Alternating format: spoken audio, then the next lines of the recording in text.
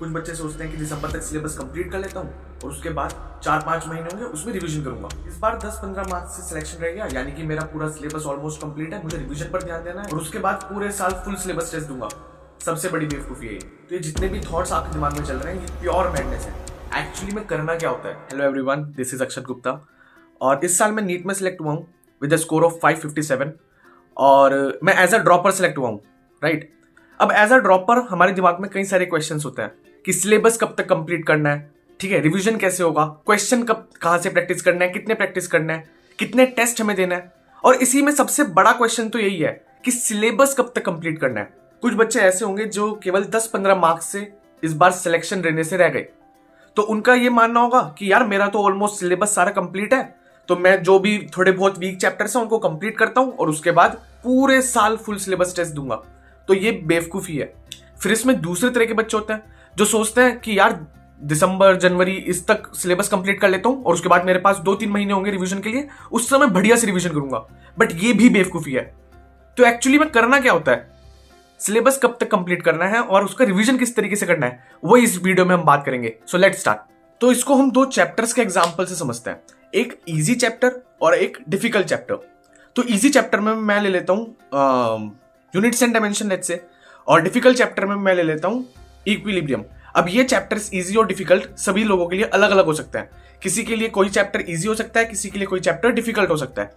तो वो आपको अपनी कन्वीनियंस के हिसाब से देखना है, राइट। तो काफी लोगों को units and dimension easy chapter लगता है, इसीलिए मैं इसका एग्जाम्पल ले रहा हूँ, राइट। तो सबसे पहले हम बात शुरू करते हैं इजी चैप्टर से, that is units and dimension. अब क्योंकि आपको ये चैप्टर इजी लगता है, आपको ये चैप्टर आता है, तो अब आपको क्या करना है, आपको सिंपली इसके नोट्स पढ़ना है, बिकॉज आपके पास इसके नोट्स होंगे, राइट। तो आपको इसके नोट्स पढ़ना है, आपको अब इसके लेक्चर नहीं देखने, राइट।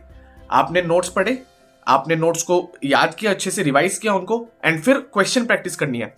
अब अगर आप सोच रहे हो कि आपको ये चैप्टर आता है तो आपको खाली नोट्स पढ़ के हो जाएगा, तो नहीं, आपको क्वेश्चन प्रैक्टिस करने ही पड़ेंगे। हर एक चैप्टर के 100 से 150 क्वेश्चंस करने ही पड़ेंगे, राइट। चाहे वो इजी चैप्टर हो, चाहे वो मीडियम चैप्टर हो, चाहे वो डिफिकल्ट चैप्टर हो। तो उसके लिए आप क्या करोगे, उसके लिए आप क्वेश्चन प्रैक्टिस तो करोगे। तो आपने नोट्स पढ़े और उसके आपने क्वेश्चन प्रैक्टिस किए। बात करते हैं डिफिकल्ट चैप्टर की, जिसका एग्जांपल हम इक्विलिब्रियम से समझ रहे हैं। तो अब क्योंकि ये आपका डिफिकल्ट चैप्टर है, ये आपको अच्छे से नहीं आता, टेस्ट में अगर इस चैप्टर का क्वेश्चन आता है तो आपको देखकर डर लगता है, राइट। तो इसको क्या करना है, आपको स्क्रैच से पढ़ना है। आप सबसे पहले आप जिस भी कोचिंग में होंगे या ऑनलाइन बैच में होंगे, आप वहां से लेक्चर लोगे, ठीक है। लेक्चर ले लिया आपने, साथ ही साथ आप लेक्चर के साथ ही उसके नोट्स बनाओगे। ऐसा नहीं करना कि भाई लेक्चर ले लिया, नोट्स घर जाके बना लूंगा, अभी रफ में कर लेता हूं। लेक्चर के साथ ही नोट्स बनाना है, वो आपका बहुत ज्यादा टाइम सेव करेगा, ठीक है। तो आपने नोट्स बना लिए, अब आप क्या करोगे, आप घर आओगे, आप उन नोट्स को रिवाइज करोगे, उनको याद करोगे अच्छे से, राइट। जितने भी फॉर्मूलाज हैं, जितने भी कॉन्सेप्ट्स हैं, किस तरीके से क्वेश्चन उसमें करवा रखे हैं टीचर ने, उन सबको अच्छे से आप पढ़ोगे। फिर एकदम से क्वेश्चन पर नहीं जाना, जैसे मैंने लास्ट वीडियो में बताया था, थोड़ी देर ब्रेक लेना चाहिए। आप जब भी थ्योरी पढ़ते हो, उसके थोड़ी देर बाद ब्रेक लेना है एंड उसके बाद क्वेश्चन प्रैक्टिस पे जाना है। तो सेम चीज आपने क्या करी कि आपने नोट्स पढ़े एंड थोड़ी देर का ब्रेक लिया और फिर उसके बाद आप क्या करोगे, उसके बाद आप क्वेश्चन प्रैक्टिस पर जाओगे। अच्छा, ये क्वेश्चन प्रैक्टिस कैसे करनी है, चाहे वो इजी चैप्टर हो, चाहे वो डिफिकल्ट चैप्टर हो, तो वो टॉपिक वाइज करनी है। तो यूनिट्स एंड डायमेंशन में लेट्स से आपने आज डायमेंशन टॉपिक पढ़ा, तो केवल डायमेंशन टॉपिक के क्वेश्चन करना है। सेम इक्विलिब्रियम में आपने आज फिजिकल इक्विलिब्रियम या जैसे हम बोलते हैं केमिकल इक्विलिब्रियम पढ़ा, तो केमिकल इक्विलिब्रियम के क्वेश्चंस करना है।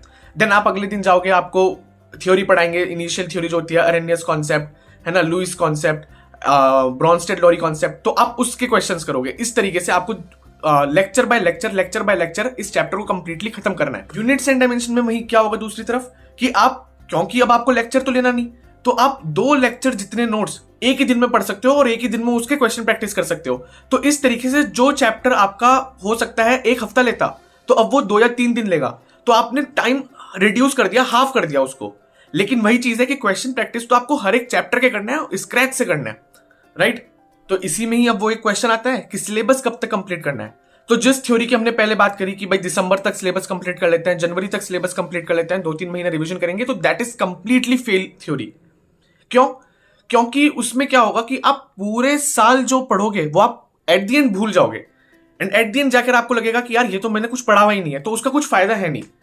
तो करना क्या होता है, एक्चुअली में हमें क्या करना है कि जो भी हमारी कोचिंग में चल रहा होगा जिस तरीके से सिलेबस, उसी के अकॉर्डिंग चलना है। अब मोस्ट ऑफ द बच्चा जो ड्रॉपर बच्चा होता है वो पीडब्ल्यू की यकीन बैच से पढ़ता है और वो जो बैच है वो लगभग खत्म होता है फरवरी एंड तक, मार्च के स्टार्टिंग तक वो खत्म होता है। तो आपको भी आपका सिलेबस तब तक कंप्लीट करना है। इसमें मैं आपको एक बहुत बड़ी टिप ये देना चाहूंगा कि अगर आपका ड्रॉप ईयर में बैकलॉग आता है तो उसको आपको क्लियर करना बहुत मुश्किल हो जाएगा, बिकॉज आपका डेली इतना ज्यादा पड़ता है। आप 2 साल की चीज 1 साल में पढ़ रहे हो, तो आपकी डेली क्लासेस इतनी होंगी, तो बैकलॉग में बहुत ज्यादा मुश्किल आएगी। इसलिए आपको ये मेक श्योर करना है कि आप जितना भी आपका दिन का सिलेबस है, जितने भी आपके डेली टास्क हैं, वो आप कंप्लीट करते हुए चलें। बैकलॉग ना बनने देना सबसे बड़ा तरीका होता है किसी बैकलॉग को खत्म करने का। बैकलॉग बनने नहीं देना आपको, तो बैकलॉग नहीं आना चाहिए। दूसरी चीज, जो भी कोचिंग में जो भी शेड्यूल चल रहा होगा आपको उसको ब्लाइंडली फॉलो करना है। जो भी टेस्ट का शेड्यूल होगा, जो भी उनका लेक्चर का शेड्यूल होगा, डीपीपीज और जितने भी असाइनमेंट्स वगैरह होते हैं, वो सब आपको कोचिंग के हिसाब से कंप्लीट करना है, राइट। ये चीज तो मैंने आपको बता दी कि आपको सिलेबस कब तक कंप्लीट करना है, वही फरवरी मार्च तक कंप्लीट करना है। तो अब आपके दिमाग में आएगा कि भैया अगर हम फरवरी मार्च तक कंप्लीट करेंगे तो रिवीजन के लिए तो हमारे पास 1 महीने ही रह जाएगा। तो यही सबसे बड़ी गलती होती है एक ड्रॉपर बच्चे की, कि वो सोचता है कि पहले पूरा सिलेबस कंप्लीट कर लेते हैं और उसके बाद रिवीजन करेंगे। बट रिवीजन एक ऐसी चीज है जो कि आपको पूरे साल आपके सिलेबस के साथ ही करनी है। अब वो रिवीजन कैसे करना है वो एक कंप्लीटली सेपरेट टॉपिक है, जिस पर एक पूरी डेडिकेटेड वीडियो में बनाऊंगा। अगली वीडियो उसी टॉपिक पर होगी। बट मैं अभी के लिए बस यही बता देता हूं कि आपको ऐसा नहीं करना कि आपने पहले अपना पूरा सिलेबस कंप्लीट किया एंड उसके बाद रिवीजन किया 1-1.5 महीना। वो बेवकूफी है। आपको करना क्या होगा, आपने क्या करना है कि आपका जो भी चैप्टर चल रहा है ऑनगोइंग, उसके साथ आपको कुछ स्लॉट, कुछ टाइम आपको जो पीछे आप पढ़ चुके हो, जो पास्ट में आप पढ़ चुके हो, उसके रिवीजन के लिए भी रखना है। And this is the correct way जिसमें आप अपने रिवीजन को और आपकी जो डेली पढ़ाई होगी, जो डेली टास्क होगी, उसको बैलेंस कर पाओगे। यही एकमात्र तरीका है। तो अगर हम इस पूरी वीडियो को समराइज करें तो 3 चीजें निकल के आती हैं कि जो भी आपका कोचिंग का शेड्यूल है, उस कोचिंग के शेड्यूल के हिसाब से आपको चलना है। दूसरी, फिर हमने क्या बात करी कि एज अ ड्रॉपर आपके पास कुछ इजी चैप्टर हैं, कुछ डिफिकल्ट चैप्टर हैं, उनको कैसे काउंटर करना है ये हमने बता दिया। और तीसरी चीज कि सिलेबस कब तक कंप्लीट करना है, तो सिलेबस वही कोचिंग के हिसाब से करना है, फरवरी मार्च तक कंप्लीट करना है। तो अगर आपको ये पसंद आई वीडियो तो लाइक शेयर एंड सब्सक्राइब करना है। आपके तो जानते ही हैं आप सब लोग। तो इसमें एक चीज और कहूंगा यार कि आप कमेंट में पूछते रहिए कि कोई चीज आपको नहीं समझ में आ रही कि किस तरीके से करनी है, तो वो चीज आप कमेंट में पूछिए, सो दैट मुझे भी पता लगे कि बच्चों को कहां पर प्रॉब्लम आ रही है। जैसे ये जो मैं वीडियो बना रहा हूं, वो भी एक बच्चे ने कमेंट में पूछा था कि कब तक एक ड्रॉपर को सिलेबस कंप्लीट कर लेना चाहिए, सो दैट अब मैंने वो वीडियो बना दी। सिमिलरली अगर आपको रिवीजन में प्रॉब्लम आ रही है, किसी चैप्टर को कंप्लीट कैसे करते हैं उस पर प्रॉब्लम आ रही है, तो वो आप चीज कमेंट में पूछिए और मैं उस पर जरूर वीडियो बनाऊंगा। तो जो नेक्स्ट वीडियो होगी हमारी वो उसी चीज पर होगी, कैसे ईयर लॉन्ग। मैं आपको एक चीज बताता हूं कि जो इस साल मेरा सिलेक्शन हुआ है ना, उसका मैं जो सबसे बड़ा क्रेडिट देना चाहूंगा वो होगा मेरी रिवीजन स्ट्रेटेजी को। एंड वही रिवीजन स्ट्रेटेजी कि किस तरीके से मैंने रिवीजन किया उसको मैं नेक्स्ट वीडियो में कवर करूंगा। सो इसलिए मैं कह रहा हूं कि मेक श्योर कि आप सब्सक्राइब कर दें इस चैनल को, सो दैट आप कोई भी अगर मेरी वीडियो आती है, कोई भी नोटिफिकेशन आती है, तो आप उसको मिस ना करें।